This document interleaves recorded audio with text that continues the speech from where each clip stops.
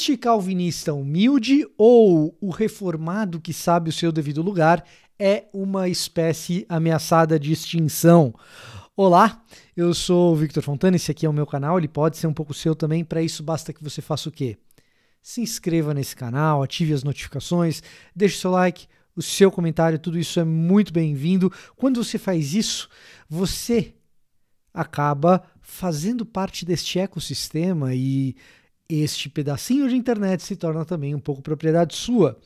Se você está com a gente há mais tempo, eu sou inscrito há 2 anos, há 3 anos, considere a hipótese de se tornar um membro desse canal. Se tornando membro desse canal, você tem acesso a conteúdo exclusivo, que eu não posto aberto no YouTube porque detona o algoritmo, mas são coisas que são relevantes para o ensino e para o aprendizado da Bíblia e que, enfim, eu tenho certeza que você pode gostar e você ajuda o canal a chegar mais longe quando você se torna um membro do canal, certo?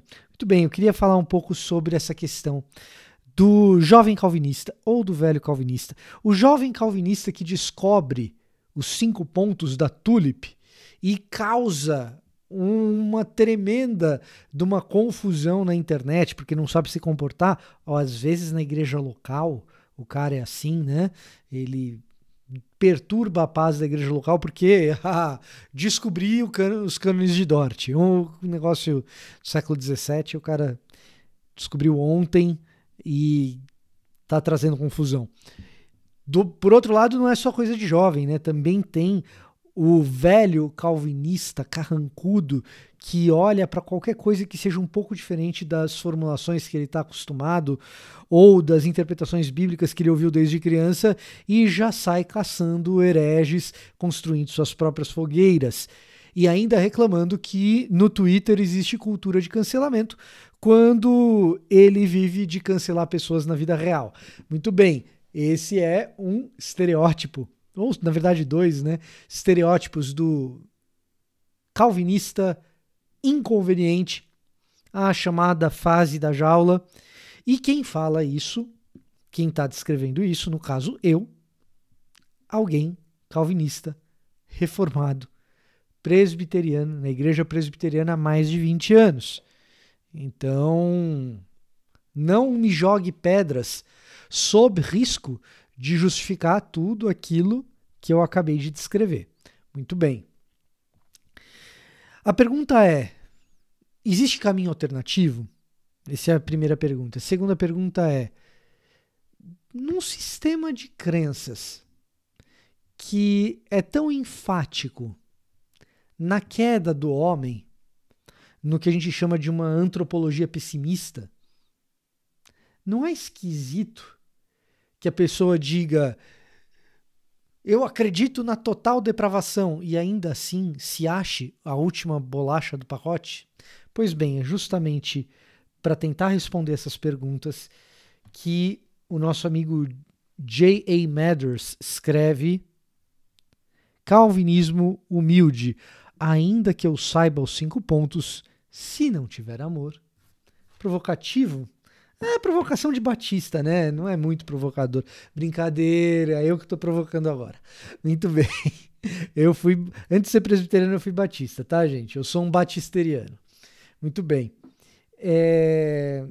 O J. Mathers, ele é um reformado, calvinista, pastor, estudante de doutorado no SBTS, seminário no Texas, e escreve esse livro que tem uma proposta bastante interessante. Ele faz 2 coisas muito interessantes nesse livro e eu queria ficar com os lados interessantes agora e no final vou tecer algumas críticas a esse livro. Ainda assim, eu acho que vale a pena a aquisição se você é reformado ou se você conhece um calvinista que é meio raivoso, principalmente um mais novinho. Cara, é uma leitura de uma sentada, vale a pena. Eu já conhecia o material em inglês.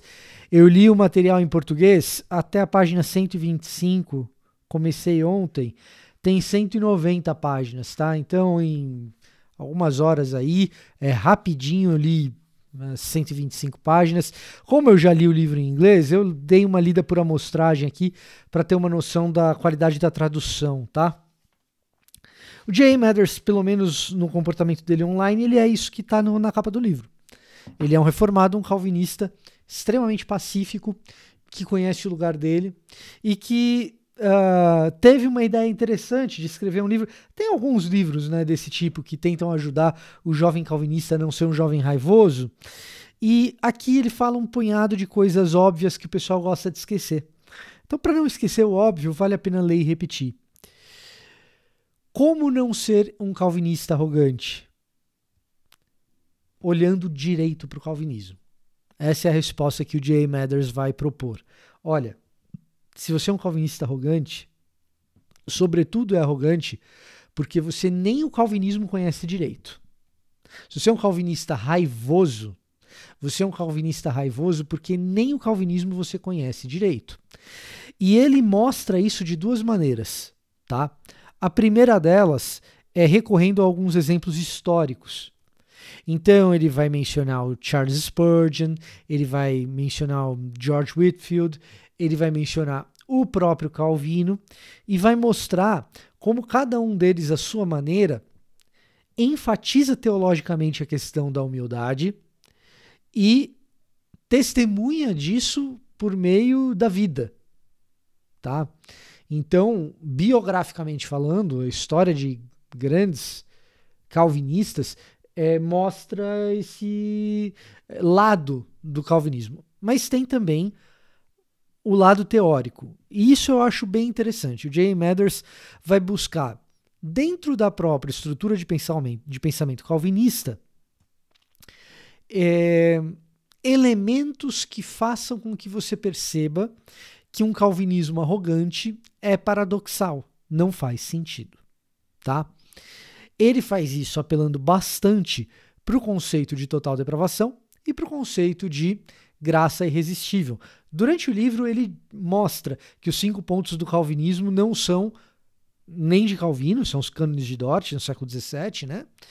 E que a doutrina de Calvino é muito mais do que meramente um esquema soteriológico de 5 pontos. Calvino, nas suas Institutas, trata de muito mais do que isso, tá? Ele mostra isso no livro, mostra bem, mas ele vai trabalhar precisamente com os 5 pontos do calvinismo para demonstrar que uma pessoa que foi alcançada pela graça sem merecer e que estava morto nos seus delitos e pecados em total depravação, essa pessoa se tornar arrogante é algo que vai contra a própria estrutura interna do pensamento calvinista. Talvez com a exceção de uma ênfase muito exagerada na ideia de predestinação individual, que talvez possa fazer com que alguém pense que é especial por ter sido predestinado em detrimento de outros. Agora, só vai pensar assim a pessoa que não entendeu total depravação e a pessoa que não entendeu o papel da graça na soteriologia calvinista. Tá? Então, o J.A. Mathers vai mostrar isso com bastante habilidade. Eu recomendo a leitura, é uma leitura fácil, fluida, uma excelente recapitulação dos 5 pontos das doutrinas da graça, né? Dos 5 pontos do calvinismo, das doutrinas da graça, dos cânones de Dort. Uma excelente recapitulação e uma recapitulação que visa formular um coração mais amoroso e um calvinista que seja mais piedoso mesmo, na sua vida espiritual com Deus, mas também em relação ao próximo, tá? Então, o J.A. Mathers ele faz isso com grande competência nesse sentido. Ele trabalha com bastante competência nesse sentido. É um livro que, do ponto de vista prático, surte bom efeito no reformado que for ler. Se o reformado mais velho, cabeça dura, tiver o coração aberto, vai ter bom proveito disso. Se o jovenzinho calvinista reconhecer que não sabe calvinismo nenhum, vai ter bom proveito desse livro. Críticas a ele, tá? Na recapitulação específica de como surge o calvinismo e o vocábulo calvinismo, nessa versão em português eu encontrei uma confusão que eu não me lembro de ter tido ao ler em inglês. Eu não sei se foi um problema de tradução aqui ou se o J.A. Mathers foi confuso mesmo. Mas você pode sanar esse lado da coisa assistindo o meu vídeo sobre o que é a teologia reformada, como surge o nome calvinismo, tá? Então você procura aqui Victor Fontana, o que é teologia reformada, tem vários vídeos. Se você assistir esses vídeos, são vídeos curtos, supre esse defeito desse livro aqui. Um outro problema que eu vejo nesse livro é o seguinte: ele menciona Spurgeon, o próprio Calvino, George Whitefield, exemplos históricos de calvinistas que não estavam numa fase da jaula, que não achavam que eram a última bolacha do pacote, que não criam que, ao entender melhor a soteriologia do que outros grupos, isso fazia deles pessoas melhores. Ele menciona esses exemplos históricos como uma espécie de convite a gente retornar a esse calvinismo desses exemplos históricos, o que eu sinto falta. O que eu me sinto falta é a seguinte pergunta. Ora, se o calvinismo é capaz, ao longo da história, até o século XIX, que é o que ele está usando, é o recorte que ele está usando, de produzir esses cristãos que são humildes, se o calvinismo faz isso, por que se tornou um fenômeno tão frequente o calvinismo, especificamente de recorte americano, e que a gente herda aqui no Brasil, tá? Se tornar esse procriadouro de empáfia. Por que isso acontece? Nesse recorte específico. E essa é uma resposta que ele não oferece. Ele só vai buscar, teologicamente, biblicamente, vou chegar lá na crítica bíblica daqui a pouco, mas ele só vai buscar lá, teologicamente, argumentos internos para que isso não aconteça. E para resgatar pessoas, o que é ótimo. Resgata a pessoa daquela raiva que ela tá, daquela chatice que ela tá, daquela empáfia que ela tá, daquela arrogância que ela tá. Resgata, tira ela dali. Não cabe. E esses argumentos teológicos são muito bons. Mas o que acontece especificamente com o calvinismo de recorte americano, que a gente herda aqui no Brasil, que faz com que esse fenômeno do calvinista na fase da jaula ou arrogante seja assim tão frequente? E aí a gente poderia fazer a seguinte pergunta: o calvinismo em outros lugares do mundo, com menor influência americana, é arrogante dessa forma? Será que a Église réformée na França apresenta pessoas assim tão arrogantes por causa da sua doutrina? Será que, se você for em Genebra, o calvinismo suíço, talvez o calvinismo do Emil Brunner no século XX, produz esses calvinistas tão arrogantes? Ou será que isso é um fenômeno de recorte americano? E se é de recorte americano, será que é uma herança neopuritana? Será que é uma influência do fundamentalismo, que é o meu palpite? Inclusive, vai ter um episódio do BTcast comigo, bibotalk.com. Quando você quiser procurar a minha participação em podcasts, é sempre bibotalk.com, equipe BTcast. Vai ter um podcast comigo falando especificamente sobre fundamentalismo, e me parece, a hipótese que eu tenho, é que a combinação calvinismo mais fundamentalismo, em especial a epistemologia, o jeito de enxergar o que é real e o que não é do fundamentalismo, especialmente esse jeito de pensar do fundamentalismo, quando aliado ao calvinismo, gera esses calvinistas muito beligerantes e muito arrogantes também. Isso é um palpite meu, tá? Eu senti falta de tentar responder essa pergunta, mas então o que está acontecendo que a gente tem formado tanto calvinista arrogante? E me parece que a combinação com o fundamentalismo pode ajudar a resolver essa questão, a elucidar essa pergunta. Por último, e assim, se você gostou até aqui, já deixa o seu like e saiba que o livro tá aqui na descrição, um link para você comprar num preço muito bom, melhor do que na média das lojas. E ainda, se você usar o cupom VictorFontana10, fica ainda mais barato. Dificilmente você vai conseguir comprar esse livro num preço tão bom quanto pelo link que eu estou colocando aqui embaixo na livraria El Shaddai com o meu cupom, tá? Então, dificilmente você vai achar isso.